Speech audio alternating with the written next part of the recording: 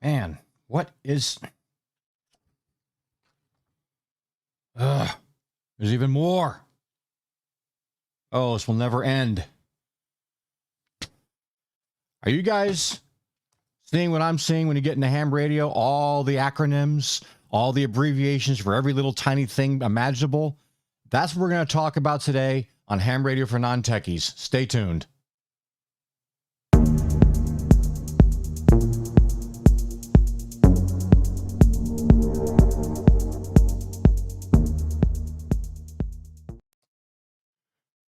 Well, like I said, guys, there are a ton of acronyms in this hobby. And by the way, today's show was actually a suggestion by a viewer and subscriber saying, hey, could you maybe cover some of these acronyms? You know, there's a lot of stuff out there. So that's what I want to do, and let you guys know that I do listen to your comments and suggestions, and we'll get this rolling. And, you know, I really want to try to go over what some of these things are. But first, my name is Scott. My call sign is KI5NPL, and I run the Ham Radio for Non-Techies YouTube channel. We also have a website, which is hamradiofornontechies.com, which I hope you guys will go and check out. There's a whole lot of more information over there. I'm constantly adding new things to it. So go check that out and be sure to read through the site and find the information you need. I want to quickly thank all the new subscribers that have come in. I've seen a whole bunch of new people come through recently, and I really appreciate the support for the channel. That'll help me to know that I'm doing things right, and that there are people interested in what I have to say, and hopefully I get some more suggestions from you guys and get things going. By the way, if you do like this video, or if you're new here, please like the video and consider subscribing and clicking the little bell to be notified when I do new videos. With that out of the way, I want to discuss all these abbreviations and acronyms that we have in ham radio. If you're just getting into it, you might not be aware of it yet. As you get more and more, as you study for your tech and start getting your general and maybe even going for extra, you're going to start seeing a lot more little things that, like, you know, what I call Q codes and all the other acronyms that are in this hobby. So we're going to discuss that and go over there's so many of them that I don't want to go over all of them. It would be like a 3-hour show. All right. And half of them I don't even use yet because I'm not that far into radio where I need to do that. And you have to keep in mind, a lot of these acronyms are made for people that are doing Morse code. It's a quicker way to just kind of say, you know, put out 3 letters and somebody on the other end knows what that means. So a lot of this is for CW and for Morse code. However, there are ones you're going to come across, and that's the ones I'm going to cover today. So without any further ado, let's pop over to the desktop and check it out. All right. So, as I said, with the abbreviations and acronyms that are in ham radio, one thing you're going to notice when you get into this hobby, that there are a ton of them. And they describe many things related to ham radio. Now, again, we're not going to go over all of them because it'll take a lot of time. I don't want to make this a 2-hour, 3-hour video and bore you to death. But we're going to tackle the most used and common ones you will come across when you first get into the hobby. You know, most of you are going to be getting in as technician. And you'll probably be jumping on, maybe getting on a net with your local club or what have you. And you're going to hear some of these things from the people that are more seasoned ham radio operators that you're going to come across. So I've got 2 categories. I've got what I call Q codes, which is all the acronyms that begin with Q. And then I have just the regular acronyms. So let's get started. Q codes, the bane of my existence. But again, like I said, I have a much more complete list. If you want the complete list of these, at least what I think is the complete list, you can go to hamradiofornontechies.com, and under the ham radio tips and tricks, there's a section called Ham Radio Acronyms. So you can go under there and I have a complete list. You can go and read on your own time, whenever you feel like it. So let's start off with the first one. The first acronym that you'll hear a lot is QSL, meaning can you acknowledge? And your answer usually is I'm acknowledging receipt. I've got a guy or a couple people in my my ham radio club locally that when we're talking back and forth, I'll say, oh, I'm having this great conversation, blah, blah, blah, and I let go of the mic. He'll come back, oh yeah, QSL. So it's a common term. It just kind of affirms that they're listening. They heard what you said, blah, blah, blah. So that's QSL. A QSO, can you communicate with ... direct or by relay? The answer from that would be yes, I can communicate with direct or by or through relay. A QSO is also a contact. If you're gonna make you make a QSO on HF, you're making a contact with somebody on HF. QTH, you'll hear this one a lot when we call into our local daily net. You're supposed to give out your call sign, your name, and he says, give us your call sign, your name, and your QTH, meaning your location. So when you hear somebody say, what's your QTH? Now, in Morse code, you might be giving out like your position, latitude, and longitude. But as a general thing, if you hear it over the radio, somebody actually vocally says it into the mic, that kind of means where are you located? What's your QTH? Or where's your ham shack located? And that's usually just, city and state if you're talking outside of your state.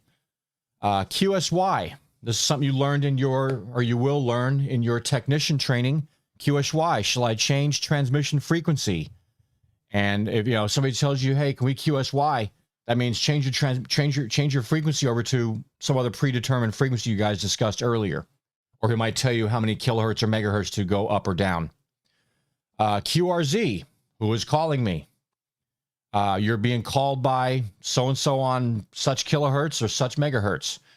QRZ is also a ham radio resource website, qrz.com, so go check that out for sure. QST. So I hear this every morning, about noon when we start up our daily net. The operator for the net, our net control operator, he'll call up, he'll say, okay, everybody, we're going to have to start the net here in about 3 minutes or about 30 seconds, whatever. Please stand by. And we stand by and wait. And next thing you hear from him is QST, QST, QST. This is the, so-and-so from the Beaver Stir Craze Net. And it goes on his whole speech. So QST is just like a call, not really a call to action. It's like, hey, attention, everybody. We're getting ready to do something. If you're a ham radio operator, you want to listen. So that's the context which it's used here. It might be different where you are, but that's how it's used here. QRK. What is the readability of my signals or those of my signals? Blah, blah, blah. And your answer would be, well, the readability of your signals is from 1 to 5, 1 being the worst and 5 being the best. So if you can't hear somebody so well, you kind of gauge it on a 1 to 5 scale and just take your best guess on how you're reading them through the radio. Again, this is probably more for doing Morse code, as a lot of these codes are. And if you go on when you go on the Ham Radio for Non-Techies website, you're going to see there's a lot more codes, and the answers and explanations for them on the right side of the page are definitely Morse code related. So next one up here. All right. Common regular acronyms. Of course, a lot of these, again, I'm assuming that you either don't know anything about ham radio and are interested in finding out what all this stuff is, or you're just getting into ham radio. Either way, you're going to run into a lot of this stuff as you go into your technician. These are the things you're going to need to know in your technician exam, and it's just general knowledge. But these are the most common ones. Again, there's a lot more out there. These are the most common ones you're going to come across. RF, radio frequency. HZ is hertz, a unit defined by cycles per second. Kilohertz is KHZ. MHZ, one of my study guides said the way to remember how MHZ is written, because that is a question on the test, it's Mr. Hertz. So capital M, capital H, little z, Mr. Hertz, so megahertz. SW is for shortwave. CW is continuous wave, or your Morse code. You have your frequencies. High frequency is HF. VHF is very high frequency, and UHF is ultra high frequency. An op is an operator, ham radio operator. Ham, that would be you, or it will be you if you pass your test. VFO, variable frequency oscillator. A lot of your radios, whether it be a handheld, mobile, whatever, has a little knob up top. You hear a little clicky? That's a VFO knob, variable frequency oscillator. This allows you to change your channels. That's what VFO is. Not a scary thing, just that's what it is. TXP, what's your transmit power? The output on your radio. Are you running 5 watts, 10 watts, 50 watts, 100 watts, whatever. So TXP is your transmit power. Usually there's a setting in your radio that will indicate what your transmit power is. You can set it to whatever you think you need. SQL is squelch, to keep off the white noise and stuff, kind of deaden that thing until a nice solid signal comes through to your radio. Give me 1 second. I have to have my morning cup of Joe here. Okay. Another thing you're going to see a lot in your radios is CTCS or CTCSS.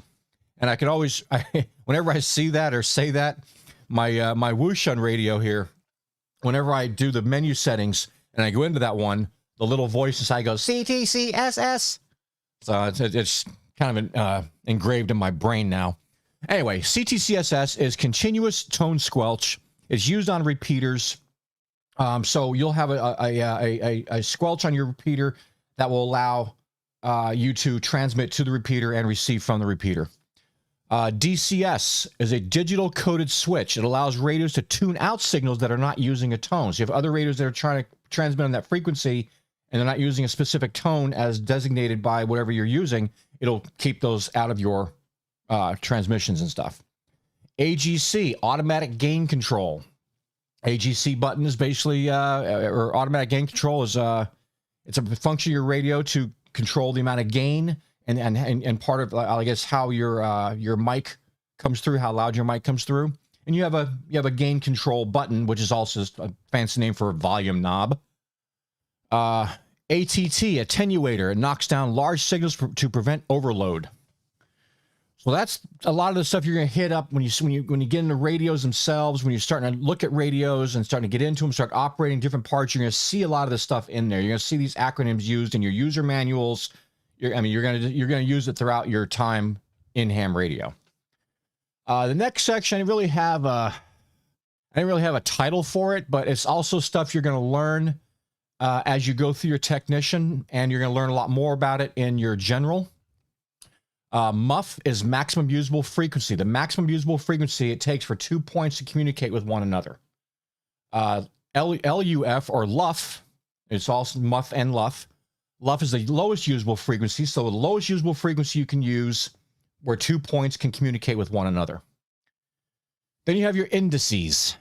So you have your A index, which is the daily average level for geomagnetic activity. And you have your K index, which is a 3-hour interval of geomagnetic fluctuations. So if you're going to be working in HF radio, doing lots of HF contact, stuff like that, you need to pay attention to what's going on with the sun, what's going on with the geomagnetic storms, how it affects the earth, how it affects propagation. And there are charts. There's actually charts on our site. We have charts on the site that show you what the current A index, K index, and all the different indices that are available to show you what time of day might be good to reach certain frequencies on your radio. So that's what those are for. There's like looking at like glorified weather reports. It kind of lets you know what's going on out in the solar system here, and let you know if you have the right conditions to send off an HF signal, maybe successfully reach somebody somewhere else. Okay, then you have your layers, and this goes back to technicians. One of the first things you learn in your technician course. Your D layer is the lowest of the ionospheric layers. It is between 25 and 55 miles up in the air, and it's called the daylight layer. Your E layer is the next one up from that, which is about 55 to 90 miles up, and is also referred as a daylight layer, meaning that these are the layers that during the daytime, your signals more likely to propagate and pop off and bounce off one of those than one of the other ones. You have the last two are the F1 layer, which is the second to the highest ionospheric layer, is about 90 to 150 miles above the Earth. And then finally, you have your F2 layer, which is the highest layer that is over 250 miles above the Earth. So, it's something to consider here. When you get on HF, you get an antenna. You want to know how powerful that antenna is, what you're doing. You're sending a signal as high as 250 miles above the Earth and then bouncing it back to some other point on the planet where somebody else is picking it up. That's pretty amazing that we can do something like that with just a couple little pieces of equipment that we have in our houses. Okay, moving on here. You have single sideband, SSB, USB is upper sideband, LSB is lower sideband. Again, if you remember, you learn in your technician, and again, it goes a lot further into the detail in general. But in technician, you learn about single sideband, what that is, how that works, and you learn about upper sideband and lower sideband, and in relation to when you're dialing into a frequency, do you use the upper portion of that frequency or the lower, or the upper portion of that band or lower portion of that band, and try to not have your signal go below into another frequency where you don't belong, or go up further where it goes into somebody else's frequency and you might be disturbing somebody else on the other side. AM and FM. We all have radios. You know what AM radio is and FM radio, but you might not have known what they're called. AM is amplitude modulation and FM is frequency modulation. Okay, so that is the common regular acronyms. And again, there are a lot more. Hit the site up, hit my website up, go check it out, and you can research this stuff a little bit more in more depth. The final one here is just other acronyms. I was going around just finding other things that, things you're going to come across. People are going to be saying this. I hear it when I go to the other YouTubers that have ham radio channels on here. I quite frequently hear them talk about this and that. And when I first got on there, I was probably like you guys are now. It was a little confusing because they've been doing this for a while. They have their following, and they're just kind of rattling off these acronyms as if you know what they are. And I spent a lot of my time going, what the hell did he just say? And I go look it up on Google. These are different things you got to know about. So connectors. There is a difference between SO239 and PL259. So SO239 connectors are for UHF radios. Oh, they're for all radios. The SO indicating socket. So SO239 would be one of these. It's a female fitting. That's an SO239. A PL259 indicates plug, and that's what you're going to find on a lot of your coax. It is what connects into this, and it looks like that. So PL259 is the plug that goes into the SO239 and makes your connection from your radio to your antenna or whatever you've got going on. BNC. We've talked about BNCs before on the channel here. I told you guys about getting the BNC connector for your HTs. It allows you to just put it on, twist, and you're done. So BNC connector is a twist lock antenna connector, reliable up to 2 gigahertz. SMA. Again, we have an SMA connector. A lot of your HTs come with SMA connectors. I don't know how clear that's going to come in there, but that's SMA. This is a SMA female on here, or no, SMA male on this one, an SMA female connector on the actual radio. So moving on, a Type N is another connector for frequencies up to 10 gigahertz. The Type N connectors, if I'm correct, are waterproof. Once they're locked in and everything's ready to go, they're waterproof. So those are the basic connectors. Those are the most common connectors you're going to run across in ham radio. Other types of radio and other acronyms for other types of hobbies or sub-hobbies in ham radio. One would be D-Star, Digital Smart Technology for Ham Radio, usually found in your ICOM radios. All your ICOM radios are going to have D-Star capability, or most of them are going to have D-Star capability. So, and a lot of these are going to be brand specific. So D-Star is for ICOM. DMR, Digital Mobile Radio. We've talked about going over to Bridgecom Systems and looking at their Anytone radios. Those are all DMR radios, and that utilizes internet and hotspots and all kinds of stuff to talk around the world. APRS, Automatic Packet Reporting System. Now, this is kind of cool. I've got this on my 400 XDR in my truck, and I've got one channel set up for my local repeater here, and I've got another one. The B channel is set up to APRS. And what this does is every so often, and you can set how often you want the intervals to go, it sends out a digital communication of information in local areas. So mine sends out like my coordinates, how fast I'm going at the time. It might send out a little miniature weather report, and you have option to put in like a little message. You're like, oh, go check out for ham radio for non-techies.com, or whatever.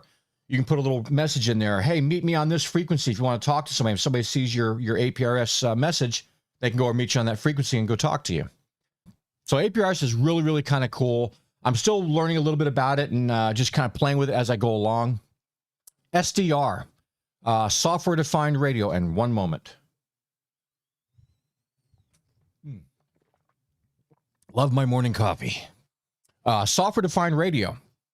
This is, you can get SDR radios where you have your computer, the radio, a couple cable connections, and other little equipment, and software that runs through your computer and allows you to control the radio and communicate around the world, and you use all the different channels using a radio that's software based, and it's kind of cool. There's a whole bunch out there. If that's something that interests you, I'd really say go and check it out a lot more. I think Flex Radio, if I'm correct, flexradio.com, I think are the big leaders in SDR radios. There's a whole bunch of other ones. That's just one that comes off the top of my head. And then we have WiresX, Wide Coverage Internet Repeater Enhancement System.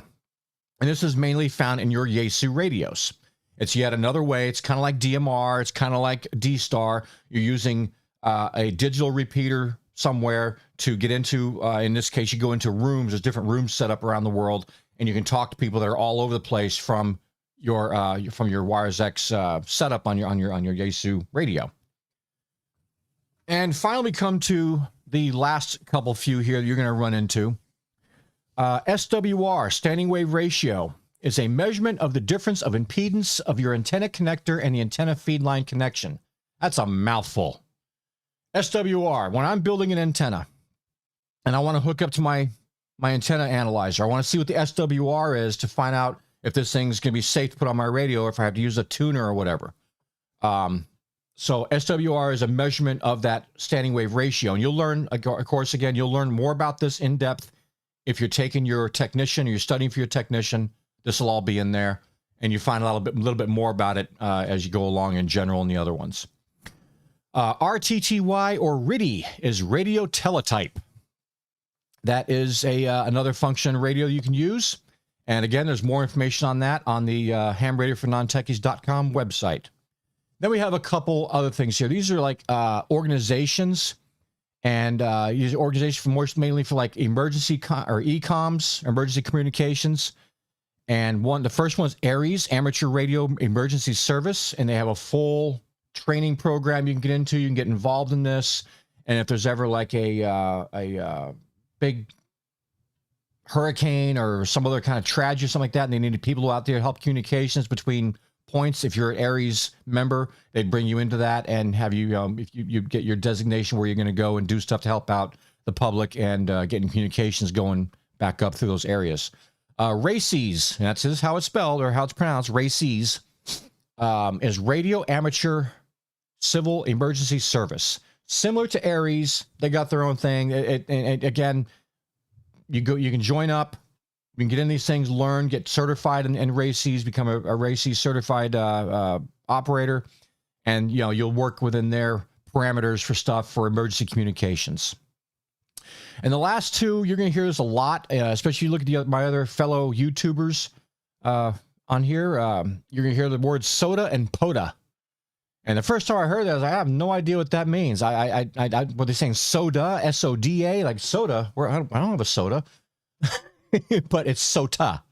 So SOTA is summits on the air. And basically what that is you're going up on top of a mountaintop and making 4 contacts from an approved summit. And there's a list online. I'll have to find, if I find the list for SOTA and POTA, I'll put the links to those down below in the description here. But you can, say you're up in Colorado or something like that, and you look up online, there's a certain peak you can climb and activate that peak. Well, to activate that, you hump all your radio equipment up to the top of that summit, set it all up, and you make 4 contacts. And there's a certain criteria and method of operation to do this. Same with POTA, where you make 4 contacts and activate that summit, and you get credit for that. Next one, of course, is POTA, and that is parks on the air. Except with this one, you make 10 contacts from an approved park.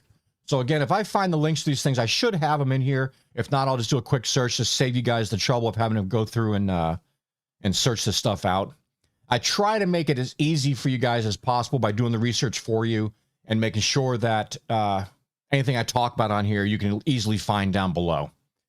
So yeah, Parks on the Air and Summits on the Air. It's a lot of fun. A lot of guys. I've seen more people doing Parks on the Air because, you know, it's easier to get to a park throughout the continental United States or around the world than maybe getting up on, you know, humping it up to a top of a mountaintop somewhere. Again, I said this a few times already. You can find more in-depth lists of this stuff on the HR4NT website, and that is hamradiofornontechies.com. Yep, really long, but that's the best I could do. And again, there'll be more links down in the description. So let's wrap this up here. So I hope that this helps you out a little bit. I hope that I answered a couple of your questions and maybe demystified the big acronym or the world of acronyms in ham radio. I mean, you know, you can go in and look in all your books. I've got the ARRL book here, and I also carry the Gordon West books. And these are all going to be fantastic books for you to get. And again, you can find links to those on the website or on my website. And, you know, they do really well to explain a lot of these things, but sometimes it's spread throughout. It's not like a complete list all right in front of your face.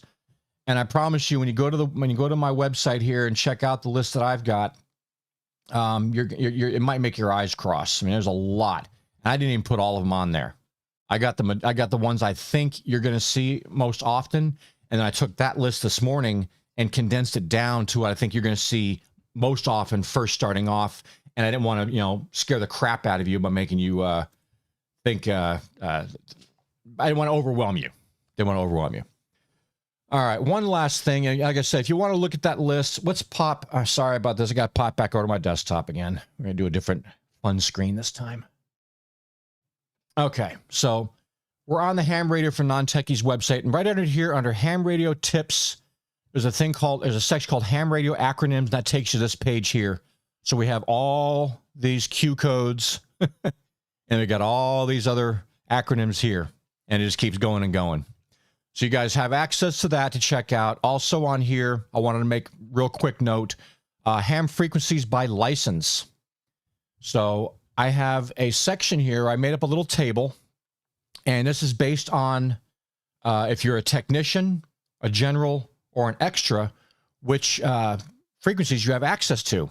So everything from 2,200 meters down to 0.23 centimeters. These are all different channels. So if you're a technician, you would have privileges on these channels. And it tells you here if it's CW, that means Morse. And if it says PH, that means voice or phone. So you see here, you don't get a whole lot in as a technician, but by bumping up to that second level, the world opens up, and all of a sudden you got all these frequencies, and you get even more if you decide to go all the way and go into extra. So you can use this as a cross reference, kind of see what privileges you have on these different frequencies. So I hope that helps out. Anyway, check out the website. I think you guys would really enjoy it. I got a lot of stuff on this site for you guys. You know, if you need study guides, I have all kinds of study guides right on the front page here. Everything you need to study for your test, you know, matter if you're going for technician, you're going for general, or if you're going for extra. I have all of the online study guides. I have apps for your phones, and you know, there's a whole bunch of Q&A stuff on here. There's things you can go through and play with. Anyway, you guys get it. You know how to use a website. I don't need to go through all that. Anyway, to wrap it up, I appreciate you guys hanging out with me today. Again, if you like this video, give me a thumbs up. It helps the YouTube algorithm show my video to more people that are interested in ham radio across YouTube. And please, you know, if I earned it, I really appreciate you subscribing and clicking the little bell and be notified anytime I do a new video. With that, guys, I guess that's it for today. If I find more stuff out here, I'll definitely hit you guys up.